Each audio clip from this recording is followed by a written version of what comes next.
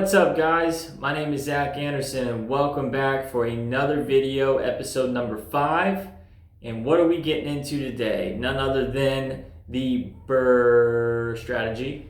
And I'm not going to say that again because I hate saying that word. I hate calling it that. You're going to hear me call it value add approach. And, it makes sense to call it that in my eyes because you're essentially finding an undervalued property, adding that value, cash out refi, and then you're repeating it. So I like that word better. I hate the word BRRRR. I hate saying it. I hate hearing people say it. So what I'm going to go over with today is a lot of people like using the BRRRR strategy for building their portfolios with single family flips or single families for rents or whatever the case is. But I do get asked a lot how to do that with multifamily, and considering that's my niche and that's what we specialize in as a brokerage, that's what I'm going to show you how to do today. So let's dive in. Value add approach.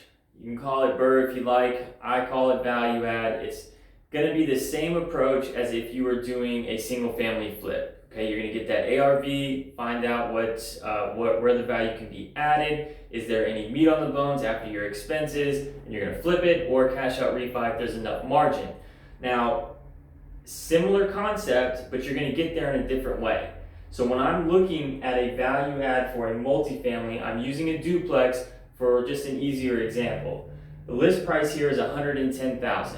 I want to know what the current rental income is and expenses. Now, the reason I'm looking for this, my main concern is the rent. When I'm looking at a value add, my first thought for increasing the value of that property is raising the rent. I want to find a property that either the current owners managing it themselves and they've just had tenants in there for 10 years and kept the rents the same the entire time, or they're just not keeping up with the current market. Now, this duplex is at $500 per door. $1,000 a month is what you're taking in for the whole property. Okay, but I've done my due diligence on the area and I know for a 2-1 here, I can rent those for $850 a piece. That's the thought process I have when I'm looking at properties to add value for. So my first concern is going to be finding out what the current monthly rent is and what it can be after we purchase it and we take those steps to increase the rent.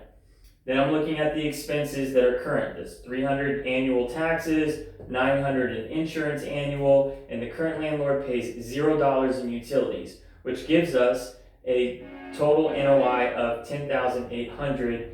And the list price at $110,000, let's say we buy it at $110,000. We're buying at a 9.8% capitalization rate. Not bad, that's actually pretty good in today's market. If you don't know how to find the capitalization rate or you don't understand it, I'll leave a link right here for the video I just did on capitalization rate. But moving on. So we're buying here at 9.8%.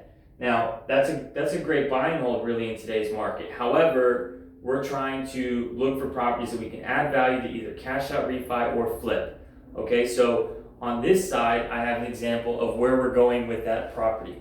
On this side, you can see monthly rent $1,700, which actually works out to $850. I don't know why I said $825 on the other side of the board, but it doesn't matter. $850 per door gives us $1,700.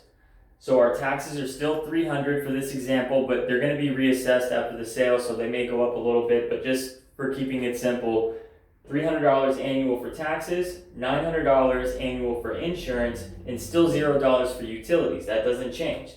Our net operating income now is $20,400 annually.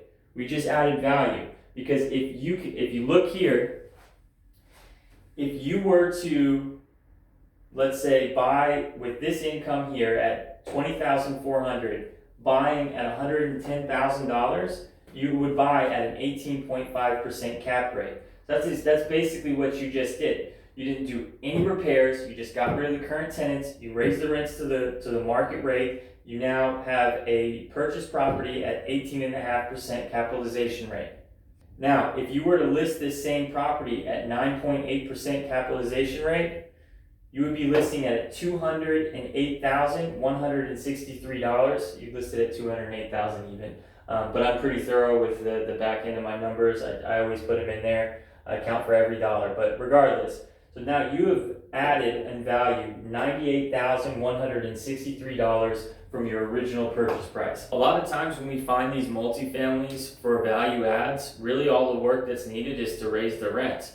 And more times than not, I mean, we have to do some cosmetic repairs, but even 10K into this building, I mean, you're down on value 10 grand. You still added 88,000 to this property for when you either want to sell or if you want to cash out refi. Those are great returns. So there's a lot more of these out here than you think. It just requires a little bit more looking than the single family flips. I mean, you're not going to see a lot of these at foreclosure auctions or tax auctions. You see some, but not near as many as single family. So just keep this in mind when you're looking on the MLS or Zillow. Just because it says 9.8% cap rate, or maybe it doesn't say cap rate, but you think it's a little bit more inflated in price at its current rate of rents, make sure you check the market rent rates, because there could be some value there for you to add and profit from that the current owner doesn't know or doesn't see is there. So I'm going to show you exactly how to do this as well, what this would look like as a cash out refi. Let me get it on the board real quick. I've got it up here now. So your list price at 9.8% was $208,000 now. Let's say they appraise it at the full 10%, it's $204,000. So your loan to value ratio is most likely going to be about 75%, which means your new mortgage on the duplex you just bought was $153,000, and you paid cash at $110,000, so you profit $43,000, and you're pulling out your original cash investment. So as you can see, this is why it's so popular. The value add approach is tried and true, and BRRRR, as most people call it, and all the great legends and gurus love to call it. I just don't like saying it. It's just weird. So I say value add, cash out refi. Most of my clients know that, and I say it all the time, so it's just normal for me now. But anyway, I hope this visual concept helped. This is about as simplistic as I can make it. Without adding repairs in there, which there's going to be some, you're always going to get some cosmetics or just some small stuff at the bare minimum. So those are going to have to be factored into your value added. But you could do this as a wholesale structure as well. If you're wholesaling properties out there, just go on to MLS or Zillow and start breaking down properties for practice, and then use the same structure that you have in place for finding single families. Just go get those multifamily leads and then break down where their rent's at, find out where it could be, and then package that deal as a value add to an end buyer. So same concept. You'll probably find on most of the deals you'll have more room in there to make money as well. So anyway, I hope you guys enjoyed this video. If you did happen to like the video, go ahead and hit me a thumbs up, because it helps me with the YouTube algorithm. And if you want to see more content like this, hit that subscribe button, and I'll see you next week for another video.